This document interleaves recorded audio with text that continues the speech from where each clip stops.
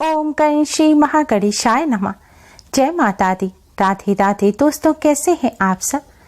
दोस्तों, माँ आदि शक्ति दुर्गा को समर्पित चैत्र नवरात्रि का पावन पर्व इस बार 2 अप्रैल दिन शनिवार से शुरू हो रहा है। इस दिन से हिंदू नववर्ष की भी शुरुआत हो जाती है। इस बार चैत्र नवरात्रि पूरे 9 दिनों के होंगे। 9 अप्रैल को महाअष्टमी का पर्व मनाया जाएगा और 10 अप्रैल को महानवमी के साथ ही भगवान श्री राम का जन्मोत्सव रामनवमी भी मनाया जाएगा। देवी भागवत पुराण के अनुसार नवरात्रि में 9 दिनों तक माता रानी अपने भक्तों के घरों में वास करती हैं। नवरात्रि के पवित्र दिनों में 9 दिनों तक माता रानी की उपासना की जाती है। इन दिनों में मां को प्रसन्न करने के लिए भक्तजन व्रत व पूजा अनुष्ठान करते हैं। धार्मिक मान्यताओं के अनुसार इन दिनों में माता रानी के 9 अलग अलग स्वरूपों की पूजा अर्चना करने से घर में सुख शांति बनी रहती है और मां अपने भक्तों की सभी मनोकामनाएं पूर्ण करती हैं। नवरात्रि के 9 दिनों तक व्रत रखने की परंपरा है। शास्त्रों में नवरात्रि के दिनों को लेकर कुछ खास नियम बताए गए हैं। कुछ ऐसे कार्य बताए गए हैं जिन्हें नवरात्रि के दौरान माता रानी के भक्तों को भूलकर भी नहीं करना चाहिए। अगर आप इनमें से कोई भी काम गलती से भी नवरात्रि के दिनों में कर देते हैं तो इससे देवी माता आपसे रुष्ट हो सकती हैं। अगर यह कार्य गलती से भी नवरात्रि में कर दिए जाए तो नवरात्रि व्रत और पूजन का पूर्ण फल प्राप्त नहीं होता। तो आइए दोस्तों, जानते हैं नवरात्रि व्रत और पूजन का पूर्ण फल प्राप्त करने के लिए, माता रानी की कृपा प्राप्त करने के लिए कौन से ऐसे कार्य हैं जिन्हें नवरात्रि के दौरान भूलकर भी नहीं करना चाहिए। दोस्तों, वीडियो में आगे बढ़ने से पहले वीडियो को लाइक कर अपने फ्रेंड्स के साथ शेयर जरूर करें। अगर आपने हमारे चैनल को अभी तक सब्सक्राइब नहीं किया है तो यूजफुल वीडियोस के लिए चैनल को सब्सक्राइब कर बेल आइकन को भी जरूर दबाएं। दोस्तों, नवरात्रि का व्रत और पूजन शुरू करने से पहले नवरात्रि के प्रथम दिन घट की स्थापना की जाती है और अखंड ज्योत जलाई जाती है। अगर आपने भी अपने घर में घट की स्थापना की है तो इस बात का विशेष रूप से ध्यान रखें कि नवरात्रि के दौरान आप अपने घर को खाली छोड़कर ना जाएं, यानी कि परिवार का कोई ना कोई सदस्य घर में अवश्य ही रहना चाहिए। घट स्थापना के बाद अगर आप घर को खाली छोड़कर जाते हैं तो इससे आपको नवरात्रि व्रत और पूजन का पूर्ण फल प्राप्त नहीं होगा, इसलिए इस बात का विशेष ध्यान रखें। नवरात्रि के प्रथम दिन अखंड ज्योत भी जलाई जाती है। अगर आपने भी अखंड ज्योत जलाई है तो ध्यान रखें अखंड ज्योत पूरे 9 दिन तक जलती रहनी चाहिए। गलती से भी अखंड ज्योत बुझनी नहीं चाहिए, वरना आपको दोष लगेगा और व्रत पूजन का पूर्ण फल प्राप्त नहीं होगा और माता रानी भी क्रोधित हो जाती हैं। इसलिए अगर आपने अखंड ज्योत जलाई है और जब भी आप उसकी बाती सही करें तो अखंड ज्योत में से ज्योत लेकर आप एक दूसरा दीपक जलाकर पास में रख दें और फिर अखंड ज्योत की बाती सही करें। अगर आपकी बाती बुझ भी जाती है, यानी कि अखंड ज्योत का दीपक बुझ भी जाता है, तो जो आपने ज्योत अलग दूसरे दीपक में जलाकर रख रखी है उसी ज्योत से आप वापस अखंड ज्योत को जला दें। ऐसा करने से दोष नहीं लगता, क्योंकि अखंड ज्योत की आपकी जो ज्योति है वह दूसरे दीपक में जल रही है और वह बुझी नहीं है। दोस्तों, भारतीय परंपरा में कन्याओं को माँ दुर्गा का स्वरूप माना गया है। यही कारण है नवरात्रि में कन्या पूजन या कंजका पूजन कर लोग पुण्य की प्राप्ति करते हैं।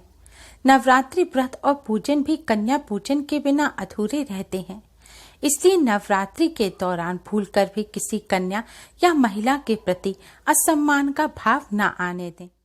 कोई ऐसा कार्य ना करें जिससे किसी कन्या या फिर महिला को दुख पहुंचे, चाहे वह आपके ही घर की महिला या कन्या क्यों ना हो।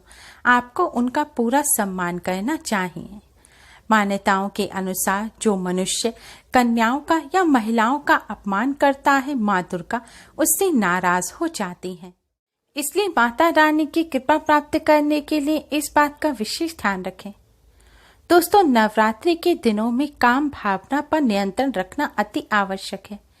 इन दिनों में महिलाओं और पुरुष दोनों को ही ब्रह्मचर्य का पालन करना चाहिए। माँ की पूजा अर्चना साफ मन से करने से ही माँ प्रसन्न होती हैं। इसलिए इन दिनों शारीरिक संबंध नहीं बनाने चाहिए। दोस्तों, नवरात्रि के पावन दिनों में सात्विकता का विशेष ध्यान रखना चाहिए। आहार, व्यवहार और विचार में आपकी सात्विकता होना जरूरी है, तभी नवरात्रि के व्रत का पूरा लाभ मिलता है। आप इन दिनों प्याज, लहसुन, मांस, मदिरा इत्यादि का सेवन भूलकर भी ना करें। नवरात्रि के 9 दिनों तक पूर्ण सात्विक आहार लेना चाहिए।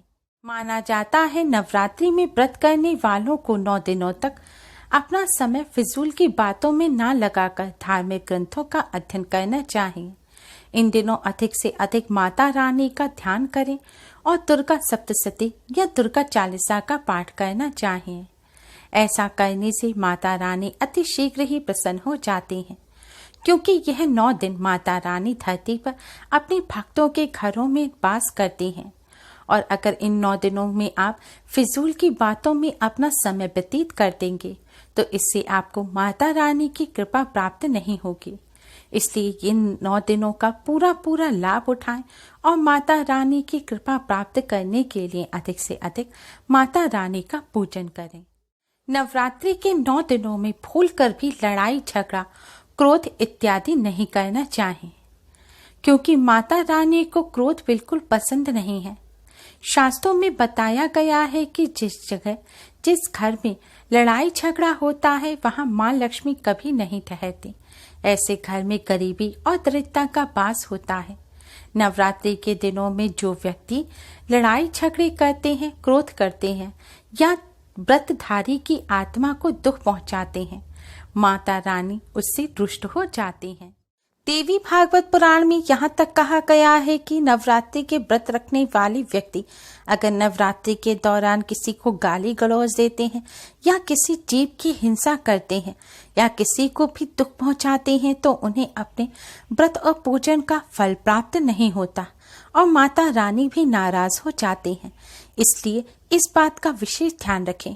आपसे कोई सामने से भी कुछ उल्टा सीधा पहले से बोले तो आप 2 बातें सुन लीजिए, लेकिन लौटकर किसी को जवाब ना दें।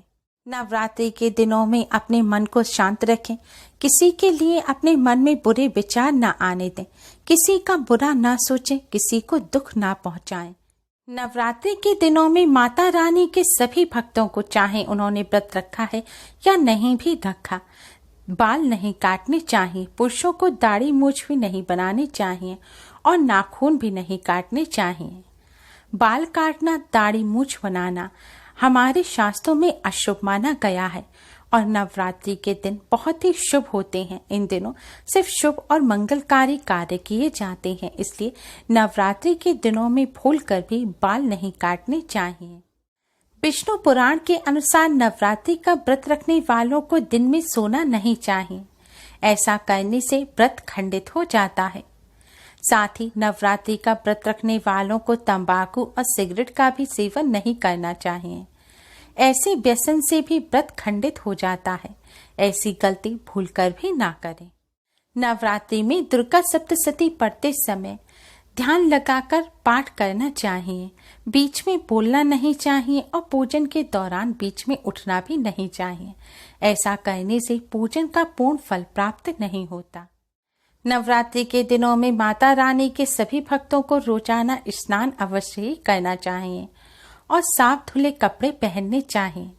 नवरात्रि के दिनों में काले रंग के कपड़े भूलकर भी नहीं पहनने चाहिए। इन दिनों में अधिक से अधिक लाल, पीले, हरे इस तरह के शुभ रंग के वस्त्र पहनकर ही माता रानी का पूजन करना चाहिए। नवरात्रि का व्रत रखने वालों को व्रत के दौरान अन्न, सरसों के तेल और सादा नमक का सेवन नहीं करना चाहिए। संभव हो तो नवरात्रि के दौरान व्रत रखने वाले लोगों को बेल्ट, पर्स, जूते, चप्पल, बैग जैसी चमड़े की चीजों का इस्तेमाल नहीं करना चाहिए।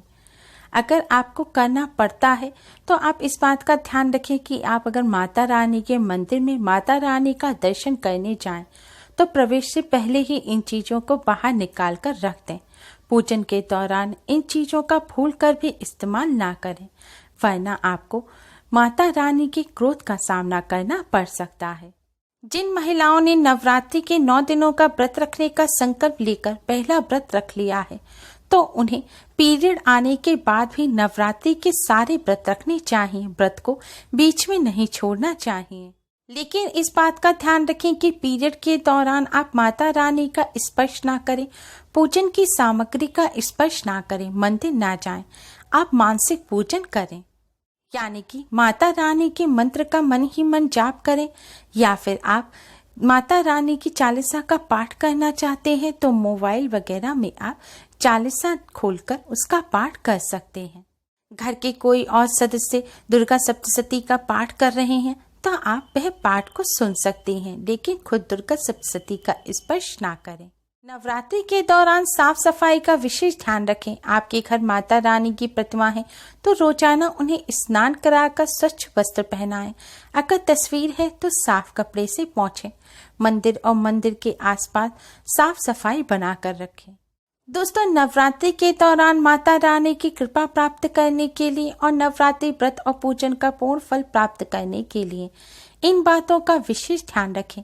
उम्मीद है आपको हमारी ये वीडियो पसंद आई होगी। प्लीज लाइक करें, हमारी इस वीडियो को अपने फ्रेंड्स और रिश्तेदारों में ज्यादा से ज्यादा शेयर करें, जिससे वह भी इसका लाभ उठा सकें। हमारी और भी वीडियोस के लिए हमारे चैनल को सब्सक्राइब करना ना भूलें। Thanks for watching. Radhe Radhe, जय माता दी।